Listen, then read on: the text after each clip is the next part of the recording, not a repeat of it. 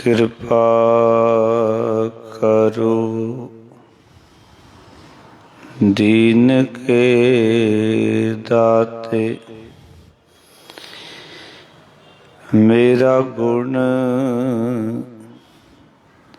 अवगण न विचारो कोई। माटी का क्या धोपे स्वामी,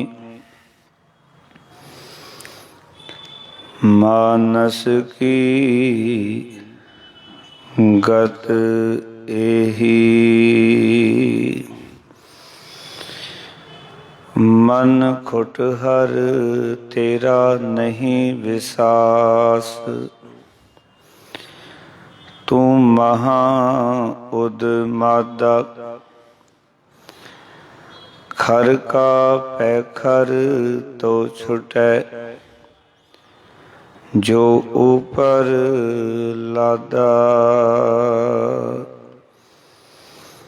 सतनाम धन वाहिगुरु साहिब जी। गौड़ी महला नौमा। साधो एह मन गयो ना जाई, चंचल तृष्णा संग वस्त है। याते थिर न रहाई, साधो एह मन गयो ना जाई। चंचल तृष्णा संग वस्त है, याते थिर न रहाई। रहाओ कठन करोध घट ही के भीतर, जे सुध सब विसराई। रतन ज्ञान सबको हिर लीना, तास्यों कछ न वसाई। जोगी जतन करत सब हारे, गुणी रहे गुण गाई।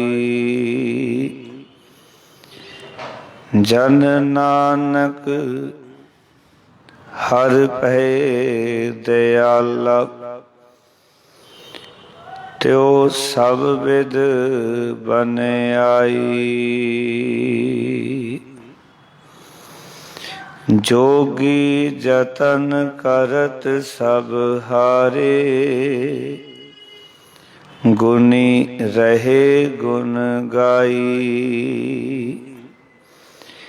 जन नानक हर भय दयाला,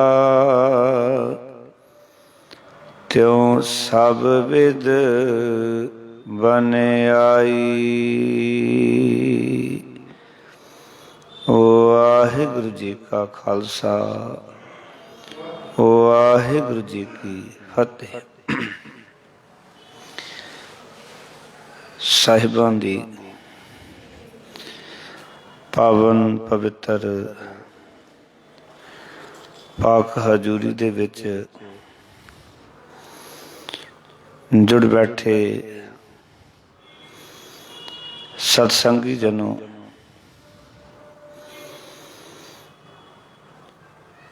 धन धन श्री गुरु ग्रंथ साहब महाराज जी की पावन पवित्र पाक हजूरी दे विच जुड़ बैठ के अमृतमयी बाणी का कीर्तन बड़े प्रेम नाल सरवण किया है। आओ साहिबां दी अमृत बाणी जिस राही सतगुरु जी ने इस मनुख नूं हर उस गल तो ਸਾਹਿਬਾਂ ਨੇ ਜਾਣੂ ਕਰਾਇਆ ਹੈ, ਜਿਸ ਕਰਕੇ ਮਨੁੱਖ ਦੁਖੀ ਹੁੰਦਾ ਹੈ ਅਤੇ ਆਪਣੇ ਅਸਲੇ ਮਾਲਕ ਪ੍ਰਭੂ ਨਾਲੋਂ ਇਹ ਟੁੱਟਿਆ ਰਹਿੰਦਾ ਹੈ। ਇਸ ਦੀ ਲਿਵ ਵਾਹਿਗੁਰੂ ਪਰਮੇਸ਼ਰ ਨਾਲ ਜੁੜਦੀ ਨਹੀਂ ਹੈ। ਜਿਸ ਤਰ੍ਹਾਂ ਕਹਿ ਲਵਾਂ, ਜਿਸ ਵਸਤੂ ਦੀ ਪ੍ਰਾਪਤੀ ਵਾਸਤੇ ਅਸੀਂ ਯਤਨ ਕਰ ਰਹੇ ਹਾਂ ਔਰ ਸੰਸਾਰ ਦੇ ਵਿੱਚ ਆਏ ਹਾਂ, ਸਾਡੇ ਆਪਣੇ ਕੀਤੇ ਹੋਏ ਯਤਨ ਵਿਅਰਥ ਹਨ, ਕਿਉਂਕਿ ਇਹ ਚੰਚਲ ਤ੍ਰਿਸ਼ਨਾ ਨਾਲ ਹੈ, ਮਨ ਕਾਬੂ ਵਿੱਚ ਨਹੀਂ ਹੈ। ਇਸ ਕਰਕੇ ਜੋਗੀ ਲੋਕ ਵੀ ਯਤਨ ਕਰਕੇ ਹਾਰ ਜਾਂਦੇ ਨੇ ਤੇ ਗੁਣੀ ਲੋਕ ਵੀ ਗੁਣ ਗਾ ਗਾ ਕੇ ਹਾਰ ਜਾਂਦੇ ਹਨ। ਤਾਂ ਵੀ ਗੱਲ ਨਹੀਂ ਬਣਦੀ। ਆਓ ਕਿ ਮਨ ਨੂੰ ਵਸ ਦੇ ਵਿੱਚ ਲਿਆਉਣ ਦੇ ਆਪਣੇ ਤਰੀਕੇ ਦੇ ਜਿਹੜੇ ਸਾਧਨ ਨੇ, ਅੱਜ ਸਤਿਗੁਰ ਇਸ ਗੱਲ ਤੋਂ ਜ਼ੋਰ ਦੇ ਰਹੇ ਨੇ ਕਿ ਉਹ ਵਿਅਰਥ ਨੇ। ਮਨ ਉਦੋਂ ਬਸ ਆਵੇਗਾ ਜਦੋਂ ਵਾਹਿਗੁਰੂ ਜੀ ਕਿਰਪਾ ਕਰਨਗੇ। ਸੋ ਆਓ ਇਹਨਾਂ ਵਚਨਾਂ ਦੀ ਵਿਚਾਰ ਜੋ ਸਤਿਗੁਰੂ ਜੀ ਨੇ ਪਾਵਨ ਵਚਨ ਬਖਸ਼ਿਆ, ਪਾਵਨ ਅੰਕ 219 ਦੇ ਉੱਤੇ ਇਹ ਦਰਗਾਹੀ ਬੋਲ ਦਰਜ ਹਨ। ਧੰਨ ਧੰਨ ਗੁਰੂ ਤੇਗ ਬਹਾਦਰ ਮਹਾਰਾਜ ਦੀ ਉਚਾਰਨ ਕੀਤੀ ਹੋਈ ਗੋੜੀ ਰਾਗ ਦੀ ਬਾਣੀ ਦਾ ਇਹ ਚੌਥਾ ਸ਼ਬਦ ਹੈ, ਜਿਹਦੀ ਅੱਜ ਆਪਾਂ ਵਿਚਾਰ ਕਰਨੀ ਹੈ। ਸੋ ਸਾਰਿਆਂ ਨੇ ਮਨੋਬਿਰਤੀਆਂ ਇਕਾਗਰ ਕਰਨੀਆਂ,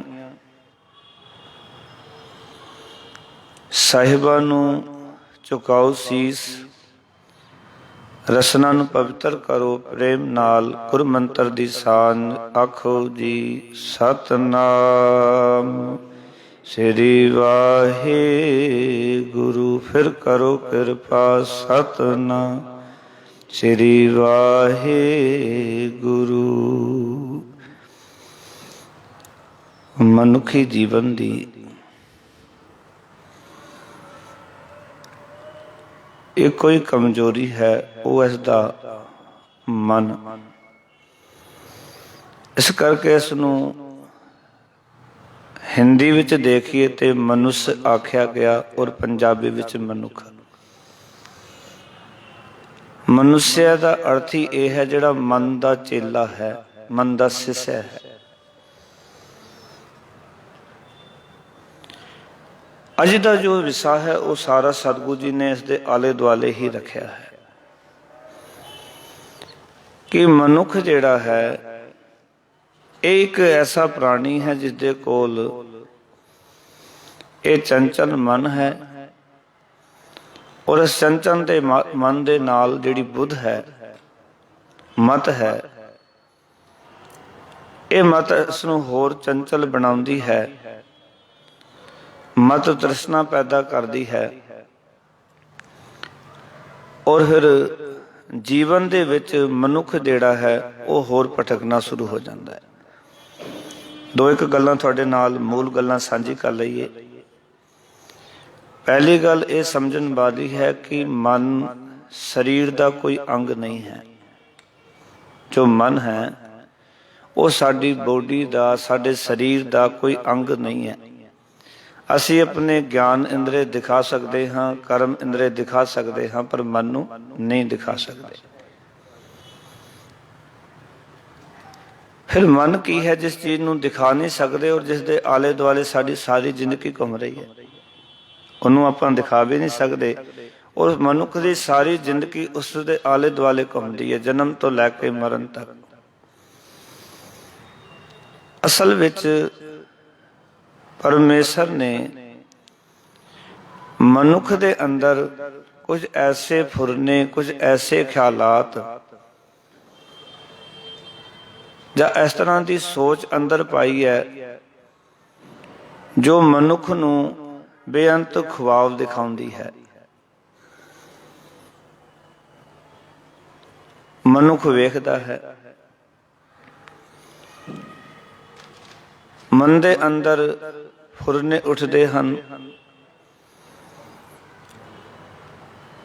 ਅਸਲ ਦੇ ਅੰਦਰ ਸਾਡੇ ਜੀਵਨ ਵਿੱਚੋਂ ਫੁਰਨਾਂ ਦਾ ਆਦਾਨ ਪ੍ਰਦਾਨ ਹੋਣਾ, ਫੁਰਨਾਂ ਦਾ ਉਪਜਣਾ ਤੇ ਫੁਰਨਾਂ ਦਾ ਵਿੰਸਣਾ, ਅਸਲ ਵਿੱਚ ਇਸ ਨੂੰ ਗੁਰੂਦੇਵ ਨੇ ਮਨ ਕਿਹਾ ਹੈ। ਜੋ ਸਾਡਾ ਮਨ ਹੈ ਨਾ, ਹੁਣ ਇਹ ਫੁਰਨੇ ਕਿੱਥੋਂ ਬਣਦੇ ਨੇ? ਕਦੇ ਧਿਆਨ ਨਾਲ ਦੇਖਣਾ ਕਿ ਮਨੁੱਖ ਦੇ ਨਾਲ ਹੀ ਇਹ ਕੁਝ ਵਰਤਦਾ ਹੈ, ਮਨੁੱਖ ਦੇ ਨਾਲ ਹੀ ਵਰਤਦਾ ਹੈ। ਇਸ ਮਨੁੱਖ ਦੇ ਅੰਦਰ ਹੀ ਇਹ ਫੁਰਨੇ ਜਨਮ ਲੈਂਦੇ ਨੇ, ਇਹ ਵਾਸਨਾਵਾਂ ਜਨਮ ਲੈਂਦੀਆਂ ਨੇ, ਕਿਉਂਕਿ ਜੋ ਇਸ ਨੂੰ ਇਹ ਗਿਆਨ ਇੰਦਰੇ ਦੱਸਦੇ ਹਨ। ਜਿਸ ਤਰ੍ਹਾਂ ਕਹਿ ਲਵਾਂ, ਅੱਖਾਂ ਜੋ ਦੇਖ ਰਹੀਆਂ ਨੇ ਅੰਦਰ ਕੁਝ ਫੁਰਨੇ ਬਣਦੇ ਨੇ, ਕੰਨ ਜੋ ਸੁਣ ਰਹੇ ਨੇ ਅੰਦਰ ਕੁਝ ਫੁਰਨੇ ਬਣਦੇ ਨੇ, ਸਪਰਸ਼ ਦੇ ਨਾਲ ਕੁਝ ਫੁਰਨੇ ਬਣਦੇ ਨੇ, ਛੂਹਣ ਦੇ ਨਾਲ। ਇਸ ਤਰ੍ਹਾਂ ਸਾਡੇ ਜਿਹੜੇ ਇਹ ਇੰਦਰੇ ਨੇ, ਇਹਨਾਂ ਦੇ ਰਾਹੀਂ ਅੰਦਰ ਕੁਝ ਵਿਚਾਰਾਂ, ਕੁਝ ਖਿਆਲਾਤ, ਕੁਝ ਫੁਰਨੇ ਉਪਜਦੇ ਹਨ ਜੋ ਸਾਡੇ ਅੰਦਰ ਇਕੱਠੇ ਹੋ ਜਾਂਦੇ ਹਨ। ਉਹਨਾਂ ਦੇ ਸਮੂਹ ਨੂੰ ਗੁਰਬਾਣੀ ਨੇ ਮਨ ਕਿਹਾ। ਕੀ ਕਿਹਾ ਉਹਨਾਂ ਨੂੰ? ਮਨ। ਹੁਣ ਜਿਤਨੇ ਫੁਰਨੇ ਵੱਧ ਇਕੱਠੇ ਹੋ ਜਾਣਗੇ ਅੰਦਰ, ਤੇ ਉਹ ਸਾਨੂੰ ਫਿਰ ਟਿਕਣ ਨਹੀਂ ਦੇਣਗੇ। ਜੋ ਸਾਡੇ ਅੰਦਰ ਫੁਰਨੇ ਪੈਦਾ ਹੁੰਦੇ ਨੇ, ਖਿਆਲਾਤ ਪੈਦਾ ਹੁੰਦੇ ਨੇ, ਵਾਸਨਾਵਾਂ ਪੈਦਾ ਹੁੰਦੀਆਂ ਨੇ, ਉਹ ਮਨੁੱਖ ਨੂੰ ਟਿਕਣ ਨਹੀਂ ਦੇਣੀਆਂ। ਇਸ ਕਰਕੇ ਸਤਿਗੁਰੂ ਜੀ ਨੇ ਇਹਦੀ ਗੱਲ ਸ਼ੁਰੂ ਇੱਥੋਂ ਕੀਤੀ ਕਿ ਸਾਧੋ ਇਹ ਮਨ ਗਇਓ ਨਾ ਜਾਈ। ਸਾਧੋ ਦਾ ਅਰਥ ਹੈ ਸਾਧਨਾ ਕਰਨ ਵਾਲੇ ਮਨੁੱਖੋ, ਹੇ ਸੰਤ ਜਨੋ, ਇਹ ਜਿਹੜਾ ਮਨ ਹੈ ਨਾ, ਇਹ ਮਨੁੱਖ ਦੇ ਵਸ ਵਿੱਚ ਨਹੀਂ ਆਉਂਦਾ। ਔਰ ਇਸ ਨੂੰ ਯਾਦ ਰੱਖਣਾ, ਇਸ ਨੂੰ ਇਹੋ ਪਾਠ ਨਹੀਂ ਕਰਾਂਗੇ, ਸਾਧੋ ਇਹ ਮਨ। ਜੇ ਇਹੋ ਨੂੰ ਔਂਕੜ ਲੱਗੀ ਹੈ ਨਾ, ਤਾਂ ਉਸਦਾ ਕਾਰਨ ਹੈ ਮਨ ਦੇ ਨੰਨੇ ਦੀ ਔਂਕੜ। ਇਸ ਕਰਕੇ ਪਾਠ ਹੈ ਇਹ, ਆਮ ਸੰਗਤ ਇਹੋ ਪਾਠ ਕਰਦੀ ਹੈ। ਫਿਰ ਕੀ ਕਰਾਂਗੇ? ਪਾਠ ਇਹ, ਕਿਉਂਕਿ ਮਨ ਇੱਕ ਵਚਨ ਹੈ। ਇੱਕ ਵਚਨ ਕਰਕੇ ਗੁਰਬਾਣੀ ਦੇ ਵਿੱਚ ਔਂਕੜ ਲੱਗਦੀ ਹੈ। ਜਦੋਂ ਇੱਕ ਵਚਨ ਦਾ ਕੋਈ ਪੜਨਾਉਣ ਆਉਂਦਾ ਹੈ, ਨਾਉਣ ਕੀ ਹੈ? ਮਨ, ਤੇ ਉਹਦਾ ਪੜਨਾਉਣ ਕੀ ਹੈ? ਇਹ ਮਨ। ਜਿਵੇਂ ਆਪਾਂ ਕਹਿੰਦੇ ਪੈਨ, ਇਹ ਪੈਨ, ਮੇਜ਼, ਇਹ ਮੇਜ਼। ਕੋਈ ਵੀ ਚੀਜ਼ ਹੈ, ਜਦੋਂ ਤੁਸੀਂ ਵਿਆਕਰਨ ਦੇ ਰੂਲ ਪੜ੍ਹੋਗੇ ਨਾ, ਤੇ ਉਸਦੇ ਨਾਲ ਨਾਉਣ ਪੜਨਾਉਣ ਉਸਦੇ ਨਾਲ ਚੱਲਦੇ ਨੇ। ਇੱਥੇ ਕਿਉਂਕਿ ਮਨ ਦੇ ਨੰਨੇ ਨੂੰ ਔਂਕੜ ਹੈ ਤੇ ਮਨ ਦਾ ਪੜਨਾਉਣ ਹੈ ਇਹ, ਇਸ ਕਰਕੇ ਇਹ ਦੇ ਹਾਹੇ ਨੂੰ ਔਂਕੜ ਲੱਗੀ ਹੈ। ਇਸ ਦਾ ਅਰਥ ਹੈ ਇਹ ਉਚਾਰਨ ਕਰਨ ਵਾਸਤੇ ਨਹੀਂ ਹੈ, ਇਹ ਕੇਵਲ ਅਰਥ ਵਾਸਤੇ ਲੱਗੀ ਹੋਈ ਹੈ।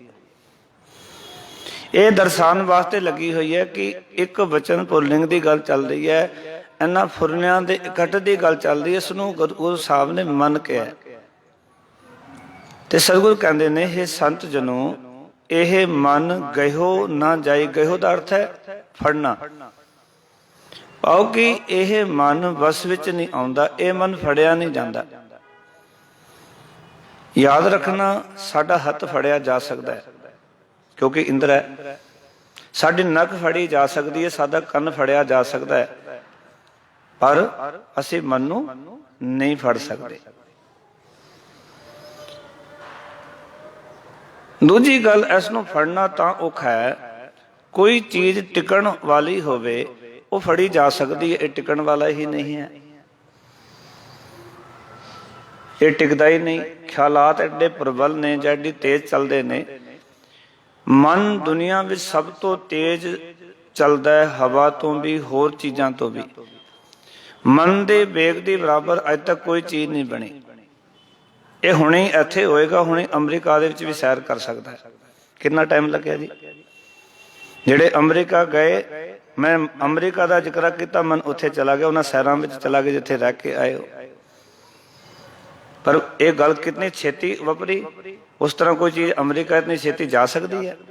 ਨਹੀਂ ਜਾ ਸਕਦੀ।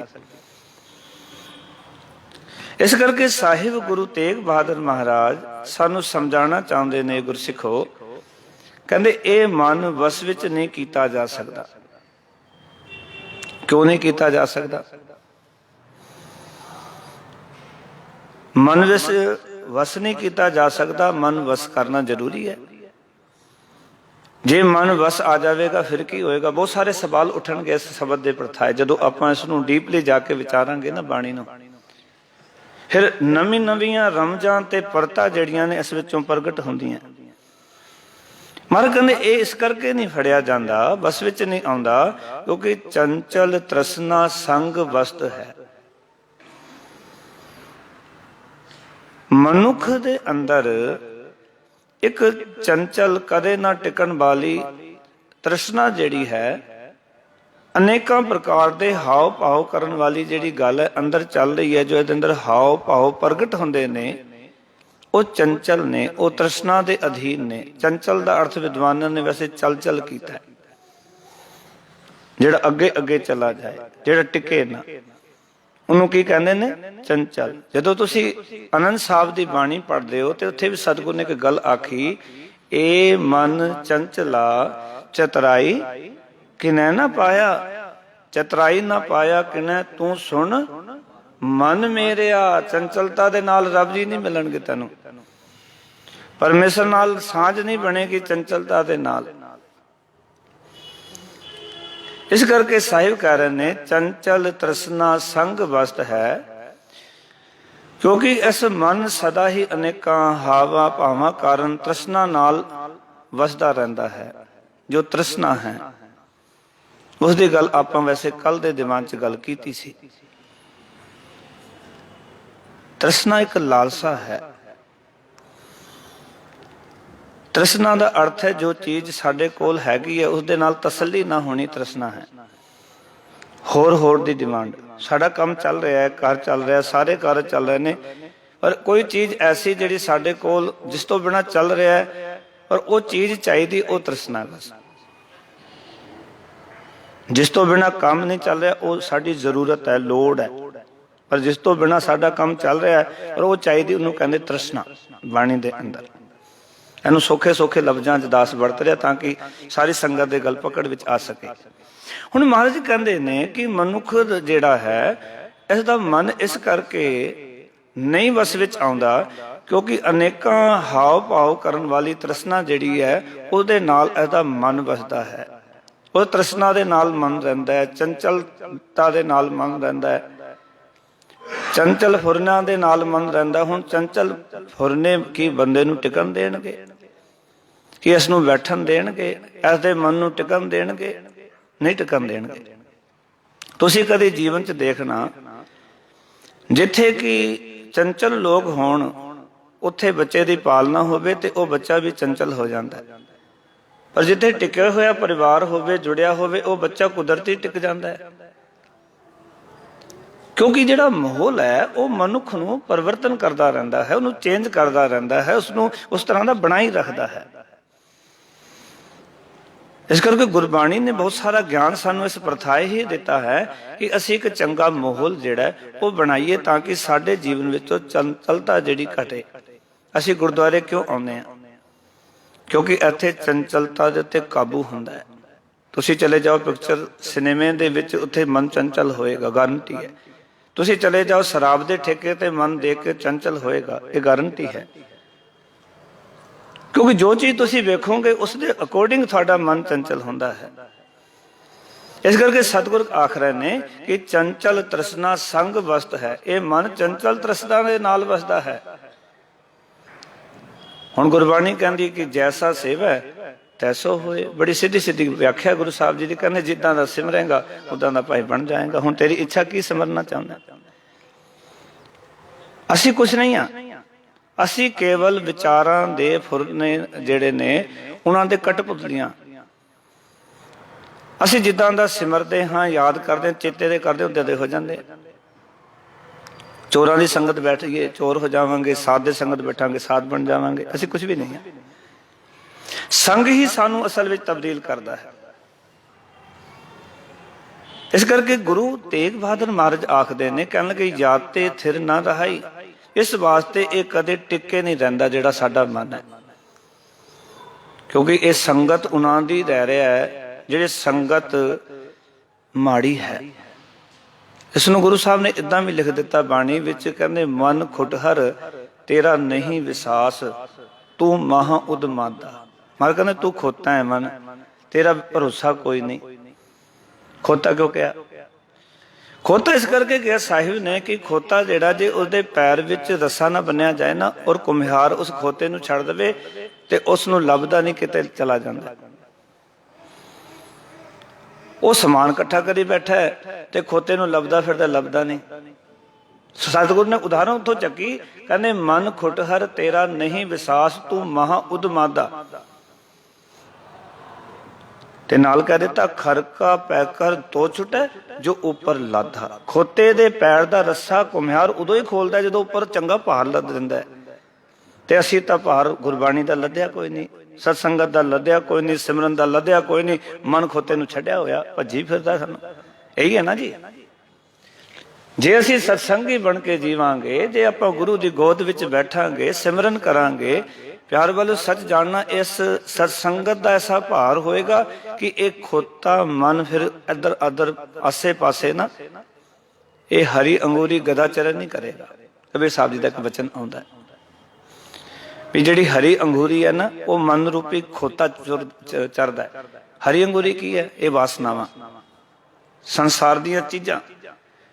ਜਦੋਂ ਇਹ ਖੋਤੇ ਮਨ ਨੂੰ ਕਿਤੇ ਛੱਡੋ ਨਾ, ਤੇ ਸਤਿਗੁਰ ਕਹਿੰਦੇ ਨੇ ਉਦੋਂ ਛੱਡੋ ਇਹਦਾ ਪੈਖਰ, ਪੈਰ ਦੇ ਵਿੱਚ ਪਿਆ ਹੋਇਆ ਰੱਸਾ ਜਦੋਂ ਕੁਝ ਉੱਪਰ ਲੱਦ ਦਿਓ। ਜੇ ਨਹੀਂ ਲੱਦੋਗੇ, ਮਨ ਤੁਹਾਡੇ ਕਾਬੂ ਵਿੱਚ ਨਹੀਂ ਆਉਣਾ, ਮਨ ਵਸ ਵਿੱਚ ਨਹੀਂ ਆਉਣਾ, ਔਰ ਮਨ ਤੁਹਾਨੂੰ ਆਪਣੇ ਪਿੱਛੇ ਪਿੱਛੇ ਦੌੜਾਏਗਾ। ਅੱਜ ਬਹੁਤੇ ਲੋਕ ਜਿਹੜੇ ਦੌੜ ਰਹੇ ਨੇ ਨਾ ਮਨ ਦੇ ਪਿੱਛੇ ਲੱਗ ਕੇ, ਸੱਚ ਜਾਣਨਾ ਉਹ ਦੁਖੀ ਕਿਉਂ ਹੋ ਰਹੇ ਹਨ?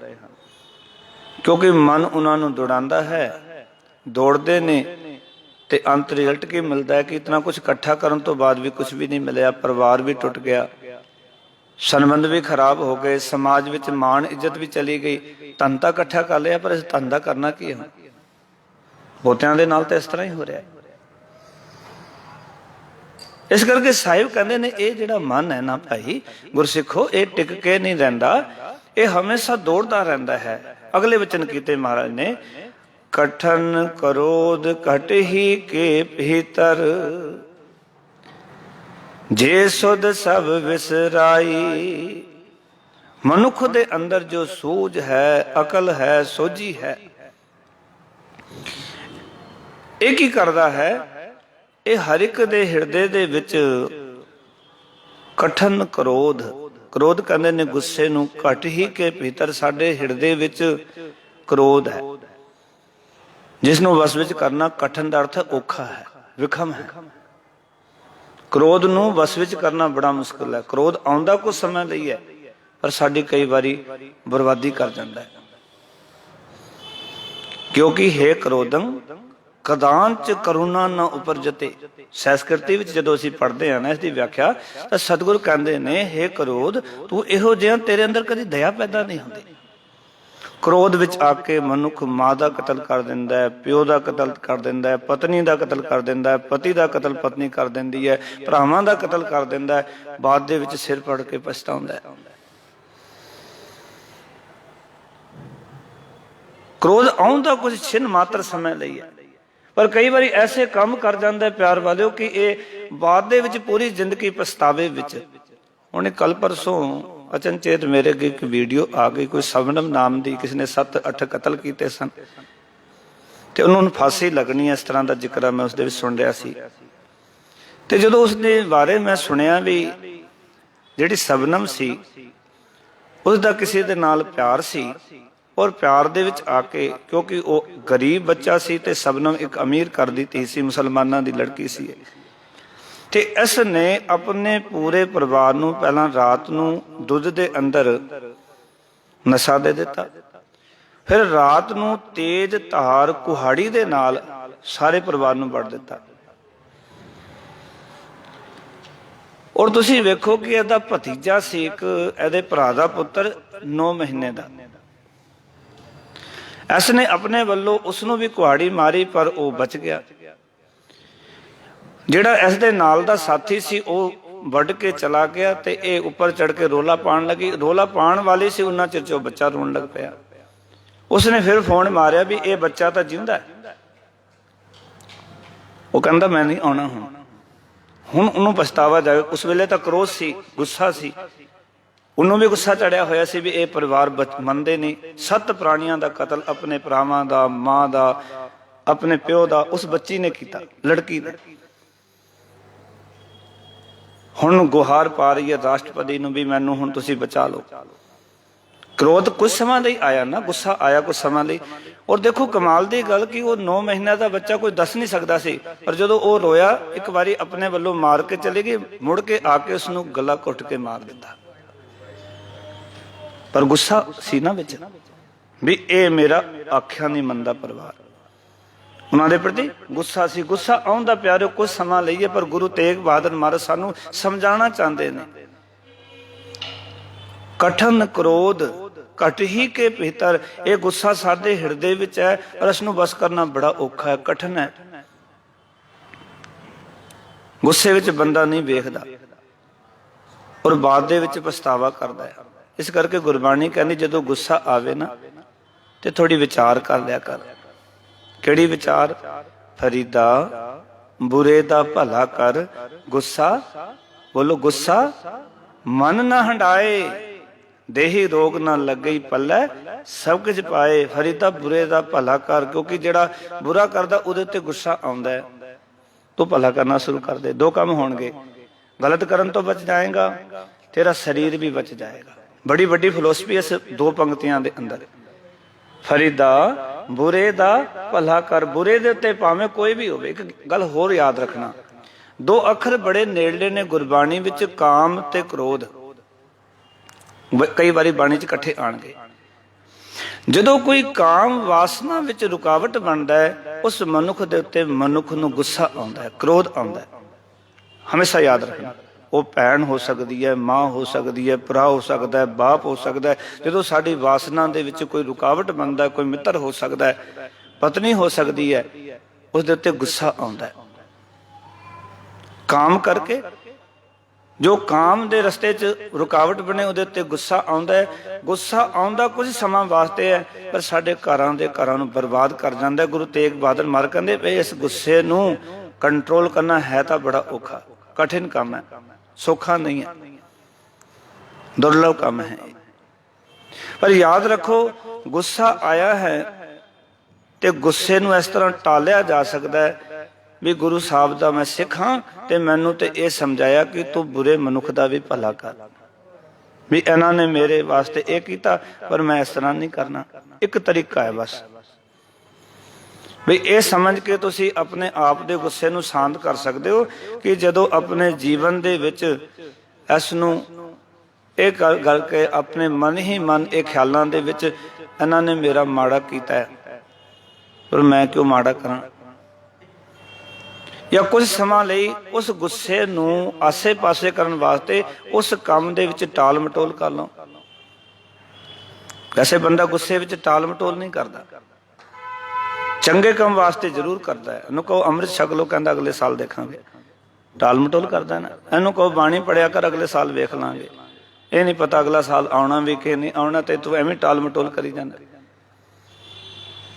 ਇਸ ਕਰਕੇ ਸਤਿਗੁਰ ਕਹਿੰਦੇ ਨੇ ਇਹ ਬੜਾ ਹਿਰਦੇ ਵਿੱਚ ਵਸਿਆ ਹੋਇਆ ਤੇ ਹੈ ਬੜਾ ਕਠੋਰ, ਔਖਾ ਹੈ ਬਸ ਵਿੱਚ ਆਉਣਾ। ਕਹਿੰਦੇ ਜੇ ਸੁਧ ਸਭ ਵਿਸਰਾਈ, ਇਹ ਗੁੱਸਾ ਕੀ ਕਰਦਾ ਸਿੱਖੋ, ਸਾਡੀ ਸੋਝੀ ਸਮਝ ਅਕਲ ਹੋਸ਼ ਇਹ ਸਭ ਭੁਲਾ ਦਿੰਦਾ ਸਾਨੂੰ। ਸਾਨੂੰ ਸਮਝ ਹੀ ਨਹੀਂ ਰਹਿੰਦੀ ਅਸੀਂ ਕਰਨਾ ਕੀ, ਅਸੀਂ ਗਲਤ ਕਰ ਦਿੰਦੇ ਹਾਂ। ਜਦੋਂ ਉਹ ਸਾਡੇ ਕੋਲੋਂ ਕੋਈ ਕਤਲ ਹੋ ਜਾਂਦਾ ਹੈ, ਕੋਈ ਗਲਤੀ ਹੋ ਜਾਂਦੀ ਹੈ, ਕੋਈ ਵੱਡਾ ਅਸੀਂ ਕੁਝ ਕਰ ਪੈਂਦੇ ਹਾਂ, ਬਾਅਦ ਵਿੱਚ ਜਦੋਂ ਗੁੱਸਾ 2 ਮਿੰਟਾਂ ਬਾਅਦ ਸ਼ਾਂਤ ਹੁੰਦਾ ਹੈ, ਫਿਰ ਮਨੁੱਖ ਦੇਖਦਾ ਮੈਂ ਇਹ ਕੀ ਕਰ ਬੈਠਾ। ਪਰ ਗੁੱਸੇ ਨੇ ਕੀ ਕੀਤਾ, ਬੰਦੇ ਦੀ ਹੋਸ਼, ਬੰਦੇ ਦੀ ਅਕਲ, ਬੰਦੇ ਦੀ ਸੂਝ ਸਮਝ ਸਾਰੀ ਖਤਮ ਕਰ ਦਿੱਤੀ, ਸਿਆਣਪ ਖਤਮ ਕਰ ਦਿੱਤੀ। ਇਸ ਕਰਕੇ ਸਤਿਗੁਰ ਕਹਿੰਦੇ ਨੇ ਇਹ ਸਾਰੀ ਸੁੱਧ ਸੋਝੀ ਨੂੰ ਜਿਹੜਾ ਵਿਸਾਰ ਦਿੰਦਾ ਗੁੱਸਾ, ਹੋਸ਼ ਭੁੱਲ ਜਾਂਦੀ ਹੈ ਬੰਦੇ ਨੂੰ, ਆਪਣੇ ਆਪ ਦੀ ਅਕਲ ਨਹੀਂ ਰਹਿੰਦੀ। ਔਰ ਕਈ ਵਾਰੀ ਤੇ ਹੈਰਾਨ ਹੋਈਦਾ ਵੀ ਬੜੇ ਪੜ੍ਹੇ ਲਿਖੇ ਲੋਕ, ਕਈਆਂ ਸਾਲ ਪੁਰਾਣੀ ਗੱਲ ਹੈ ਕਿ ਦੇਹਰਾਦੂਨ ਦੇ ਵਿੱਚ ਇੱਕ PhD ਬੰਦੇ ਨੇ ਆਪਣੀ ਪਤਨੀ ਦਾ ਕਤਲ ਕਰਕੇ 72 ਟੁਕੜੇ ਕਰਕੇ ਡੋਰ ਫ੍ਰੀਜ਼ਰ 'ਚ ਪਾ ਦਿੱਤੀ ਸੀ। ਕੀ ਕਹੋਗੇ ਇਸ ਦੇ ਬਾਰੇ? ਵੀ ਪੜ੍ਹਿਆ ਤੇ ਬਹੁਤ ਹੈ, ਪਰ ਜਦੋਂ ਗੁੱਸਾ ਆਇਆ ਨਾ ਤੇ ਉਹਦੀ PhD ਇੱਕ ਪਾਸੇ ਰੱਖੀ ਰਹਿ ਗਈ। ਉਹਦੀ ਹੋਸ਼, ਉਹਦੀ ਅਕਲ ਖਤਮ ਹੋ ਗਈ। ਇਸ ਕਰਕੇ ਗੁਰਬਾਣੀ ਨੇ ਸਾਨੂੰ ਉਹ ਚੀਜ਼ਾਂ ਸਿਖਾਈਆਂ ਜੇ ਤੋਂ ਅਸੀਂ ਬਚ ਕੇ ਆਪਣੇ ਜੀਵਨ ਨੂੰ ਜਿਉਣਾ। ਇਹ ਸਤਿਗੁਰ ਇਸ ਕਰਕੇ ਸਮਝਾਉਣਾ ਚਾਹੁੰਦੇ ਨੇ, ਭਾਈ ਗੁੱਸੇ ਨੂੰ ਟਾਲਣ ਦਾ ਯਤਨ ਕਰੋ।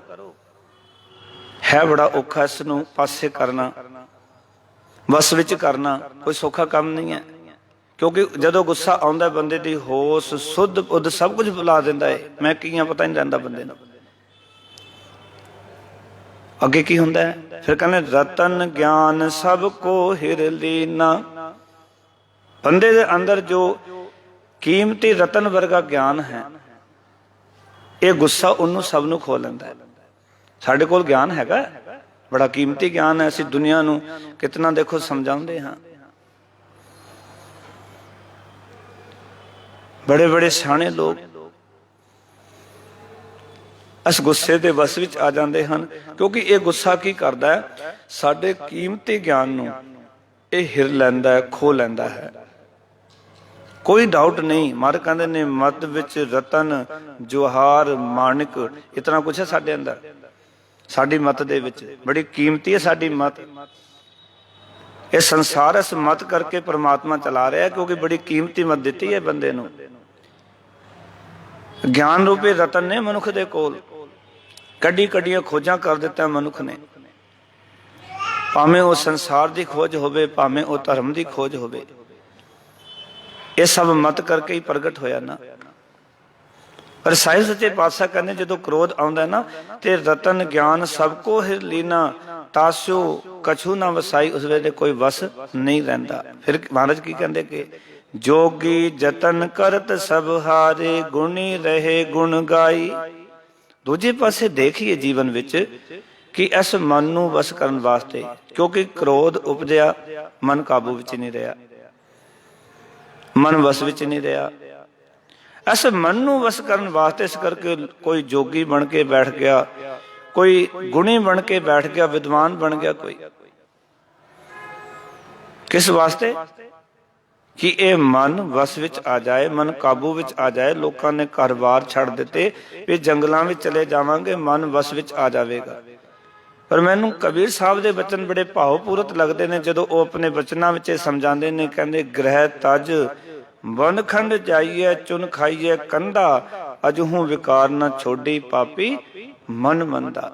ਬੰਦਾ ਘਰ ਛੱਡ ਕੇ ਜੰਗਲਾਂ ਨੂੰ ਚਲਾ ਜਾਂਦਾ ਹੈ, ਕੰਧ ਮੂਲ ਖਾਣਾ ਸ਼ੁਰੂ ਕਰ ਦਿੰਦਾ ਹੈ। ਕਹਿੰਦਾ ਮੈਂ ਸਾਦਾ ਭੋਜਨ ਛਕਦਾ ਹੈ ਵੀ ਮੇਰਾ ਮਨ ਵਿਕਾਰੀ ਨਾ ਹੋਵੇ, ਤਾਮਸੀ ਨਾ ਹੋਵੇ, ਕਿਉਂਕਿ ਘਰ ਦੀ ਰੋਟੀ ਮੈਨੂੰ ਤਾਮਸੀ ਕਰਦੀ ਹੈ। ਬੰਦਾ ਕਹਿੰਦਾ ਹੈ ਇਸ ਕਰਕੇ ਮੈਂ ਕੰਧ ਮੂਲ ਖਾ ਕੇ ਆਪਣੇ ਤਨ ਨੂੰ ਬਚਾਉਣਾ ਚਾਹੁੰਦਾ ਹਾਂ ਇਸ ਮਨ ਚੰਚਲ ਤੋਂ, ਇਸ ਵਾਸਨਾਵਾਂ ਤੋਂ। ਪਰ ਸਤਿਗੁਰ ਕਹਿੰਦੇ ਭਗਤ ਕਬੀਰ ਸਾਹਿਬ ਜੀ ਦੀ ਦਸਨਾ ਤੇ ਵਿਰਾਜਮਾਨ ਹੋਕਰ ਕੇ ਬੰਦਿਆ ਦੇਖ ਤਾਂ ਸਹੀ, ਗ੍ਰਹਿ ਤਜ ਬਨਖੰਡ ਜਾਈਏ, ਚੁਨ ਖਾਈਏ ਕੰਧਾ, ਅਜਹੂ ਵਿਕਾਰ ਨਾ ਛੋਡੀ ਪਾਪੀ ਮਨ ਮੰਦਾ। ਉੱਥੇ ਜਾ ਕੇ ਵੀ ਇਹ ਕੰਮ ਕਰਦਾ ਹੈ।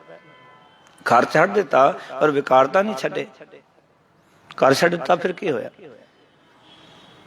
ਗੁਰਮਤਿ ਨੇ ਇਸ ਕਰਕੇ ਘਰ ਛੱਡਣ ਨੂੰ ਮਨਾਈ ਕੀਤੀ, ਕਿਉਂਕਿ ਰਹੇ ਅਤੀਤ ਗ੍ਰਸਤ ਤਜ ਉਹਨੂੰ ਕੇ ਘਰ ਮੰਗਣ ਦੇ। ਜਿਨ੍ਹਾਂ ਨੂੰ ਨਿੰਦੇ ਰਹੇ ਪੂਰੀ ਜ਼ਿੰਦਗੀ, ਉਹਨਾਂ ਦੇ ਘਰ ਮੰਗਣ ਵਾਸਤੇ ਚਲੇ ਜਾਂਦੇ ਜੋਗੀ ਲੋਕ। ਪੂਰੀ ਜ਼ਿੰਦਗੀ ਭਣਦੇ ਨੇ ਵੀ ਗ੍ਰਸਤ ਜੀਵਨ ਤਾਂ ਜੰਜਾਲ ਹੈ ਜੀ। ਜੇ ਜੰਜਾਲ ਹੈ ਫਿਰ ਉਹਨਾਂ ਦੇ ਬੂਹੇ ਤੇ ਕਿਉਂ ਜਾਂਦੇ ਹੋ? ਵੀ ਜੇ ਐਡਾ ਹੀ ਜੰਜਾਲ ਹੈ ਤੇ ਉਹਨਾਂ ਦੇ ਘਰ ਨਾ ਜਾਓ, ਫਿਰ ਮੰਗਣ ਵਾਸਤੇ ਕਿਉਂ ਜਾਂਦੇ ਹੋ? ਇਸ ਕਰਕੇ ਸਾਹਿਬ ਕਹਿੰਦੇ ਨੇ ਜੋਗੀ ਜਤਨ ਕਰਤ ਸਭ ਹਾਰੇ। ਜੋਗੀ ਲੋਗ ਜਤਨ ਕਰ ਕਰਕੇ ਹਾਰ ਗਏ, ਪਰ ਇਹ ਮਨ ਕਾਬੂ ਵਿੱਚ ਨਹੀਂ ਆਇਆ। ਗੁਣੀ ਰਹੇ ਗੁਣ ਗਾਏ, ਤੇ ਗੁਣੀ ਜਨ ਗੁਣ ਗਾ ਗਾ ਕੇ ਰਹਿ ਗਏ, ਪਰ ਇਹ ਮਨ ਫਿਰ ਕਾਬੂ ਵਿੱਚ ਨਹੀਂ ਆਇਆ। ਤੇ ਸਤਿਗੁਰ ਸਾਨੂੰ ਵੀ ਤੇ ਤਰੀਕਾ ਬਹੁਤੀ ਥਾਵਾਂ ਤੇ ਇਹ ਮਿਲਦਾ ਵੀ ਗੁਣ ਗਾਣੇ ਚਾਹੀਦੇ ਨੇ, ਯਤਨ ਕਰਨਾ ਚਾਹੀਦਾ, ਉਦਮ ਕਰਿੰਦਿਆਂ ਜਿਉ। ਤੁਸੀਂ ਕਹਿੰਦੇ ਹੋ ਆਪ ਬਾਣੀ ਵਿੱਚ, ਔਰ ਤੁਸੀਂ ਇੱਕ ਪਾਸੇ ਕਹਿ ਰਹੇ ਹੋ ਕਿ ਗੁਣੀ ਜਨ ਗੁਣੀ ਗਾ ਕੇ ਰਹਿ ਗਏ, ਮਨ ਵਸ ਵਿੱਚ ਨਹੀਂ ਆਇਆ। ਜੋਗੀ ਯਤਨ ਕਰਕੇ ਹਾਰ ਗਏ, ਮਨ ਵਸ ਵਿੱਚ ਨਹੀਂ ਆਇਆ। ਫਿਰ ਤੁਸੀਂ ਆਪ ਹੀ ਦੱਸੋ ਸਤਿਗੁਰੂ, ਇਹ ਮਨ ਵਸ ਵਿੱਚ ਕਿਵੇਂ ਆਉਂਦਾ? ਹੁਣ ਇਹ ਗੱਲ ਸਮਝ ਲੈਣਾ, ਇਹ ਮਨ ਆਪਣੇ ਕੀਤਿਆਂ ਵਸ ਵਿੱਚ ਨਹੀਂ ਆਉਣਾ, ਜਾਂ ਆਪਣੇ ਤੌਰ ਤਰੀਕਿਆਂ ਦੇ ਨਾਲ ਵਸ ਵਿੱਚ ਨਹੀਂ ਆਉਣਾ। ਜਿਹੜੇ ਤੌਰ ਤਰੀਕੇ, ਜਿਹੜੀਆਂ ਕਾਢਾਂ ਅਸੀਂ ਕੱਢਦੇ ਹਾਂ ਨਾ, ਇਸ ਤਰ੍ਹਾਂ ਮਨ ਵਸ ਵਿੱਚ ਨਹੀਂ ਆਉਣਾ। ਮਨ ਵਸ ਵਿੱਚ ਆਉਣ ਦੀ ਤਰੀਕਾ ਦੱਸਤਾ ਸਤਿਗੁਰ ਨੇ। ਆਖਣ ਲੱਗੇ ਜਨ ਨਾਨਕ ਹਰ ਭਏ ਦਿਆਲਾ। ਹੇ ਦਾਸ ਨਾਨਕ, ਜਦੋਂ ਹਰੀ ਪਰਮਾਤਮਾ ਦਇਆ ਦੇ ਘਰ ਵਿੱਚ ਆਉਂਦਾ ਹੈ ਤੋ ਸਭ ਵਿਧ ਬਣਿਆਈ। ਤਦੋਂ ਕਹਿੰਦੇ ਨੇ ਉਸ ਵੇਲੇ ਹਰੇਕ ਢੋ ਇਹ ਠੁਕ ਪੈਂਦਾ, ਟਿਕ ਜਾਂਦਾ, ਹਰ ਥਾਂ ਤੇ ਟਿਕ ਜਾਂਦਾ।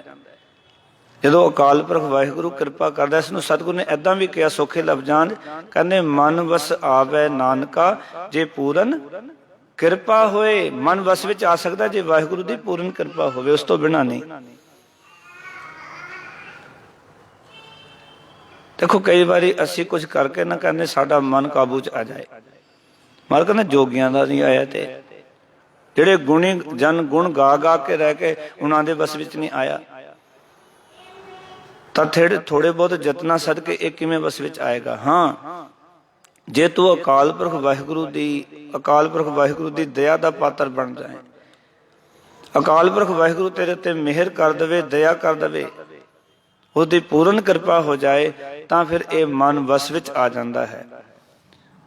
ਸਭ ਵਿਧ ਬਣਿਆਈ, ਫਿਰ ਹਰੇਕ ਥਾਂ ਜਿੱਥੇ ਤੂੰ ਟਿਕਾਣਾ ਚਾਹੇਂਗਾ ਇਹ ਟਿਕ ਜਾਂਦਾ ਹੈ ਜਦੋਂ ਅਕਾਲ ਪੁਰਖ ਵਾਹਿਗੁਰੂ ਕਿਰਪਾ ਕਰਦਾ ਹੈ। ਇਸ ਕਰਕੇ ਗੁਰਬਾਣੀ ਦੇ ਵਿੱਚ ਇਹ ਵਿਚਾਰ ਸਮਝਾਈ ਗਈ ਕਿ ਤੇਰੇ ਆਪਣੇ ਤੌਰ ਤਰੀਕਿਆਂ ਦੇ ਨਾਲ, ਤੇਰੇ ਆਪਣੇ ਯਤਨਾਂ ਦੇ ਨਾਲ, ਘਰ-ਬਾਰ ਛੱਡਣ ਦੇ ਨਾਲ, ਵਰਤ ਰੱਖਣ ਦੇ ਨਾਲ, ਜਲ ਸਮਾਧੀਆਂ ਕਰਨ ਦੇ ਨਾਲ, ਪੁੱਠੇ ਲਟਕਣ ਦੇ ਨਾਲ, ਹੋਰ ਬਹੁਤ ਸਾਰੇ ਸਾਧਨ ਕਰਦੇ ਹਾਂ ਅਸੀਂ। ਮੈਂ ਤਾਂ ਕੁਝ ਗਿਣਾ ਰਿਹਾ ਤੁਹਾਨੂੰ, ਵੀ ਤੁਸੀਂ ਸੋਚੋ ਨਾ ਇਸ ਤਰ੍ਹਾਂ ਮਨ ਵਸ ਵਿੱਚ ਆ ਜਾਏਗਾ। ਸਰੀਰ ਨੂੰ ਦੁੱਖ ਦੇਣ ਦੇ ਨਾਲ ਵੀ ਅਸੀਂ ਸਰੀਰ ਨੂੰ ਭੁੱਖਾ ਰੱਖਣਾ। ਬੜੇ ਲੋਕ ਨੇ ਏਦਾਂ ਦੇ ਜਿਹੜੇ ਕਿ ਵਰਤ ਦੂਜੇ ਦਿਨ ਰੱਖ ਕੇ ਪੈ ਜਾਂਦੇ, ਸਰੀਰ ਨੂੰ ਦੁੱਖ ਦਿੰਦੇ ਆ। ਔਰ ਬੜੇ ਲੋਕ ਨੇ ਜਿਹੜੇ ਕਿ ਸਰੀਰ ਨੂੰ ਸੋਟੀਆਂ ਨਾਲ ਮਾਰਦੇ ਨੇ। ਤੁਸੀਂ ਮਾਰਕੀਟਾਂ ਦੇਖ ਸਕਦੇ ਉਹਨਾਂ ਨੂੰ। ਕਈ ਵਾਰ ਤੇ ਆਪ ਨੂੰ ਵੀ ਡਰ ਲੱਗਦਾ ਉਹਨਾਂ ਨੂੰ ਵੇਖ ਕੇ ਵੀ ਕਰਦੇ ਕੀ ਪਏ ਨੇ। ਆਪਣੇ ਆਪ ਦੇ ਕੋੜੇ ਮਾਰਨਗੇ ਤੇਜ ਤੇ, ਪਰ ਕੀ ਬਸ ਆ ਜਾਏਗਾ ਮਨ ਇਸ ਤਰ੍ਹਾਂ? ਕੀ ਤੀਰਥ ਤੇ ਜਾਇਆ ਕਿ ਮਨ ਬਸ ਵਿੱਚ ਆ ਜਾਏਗਾ?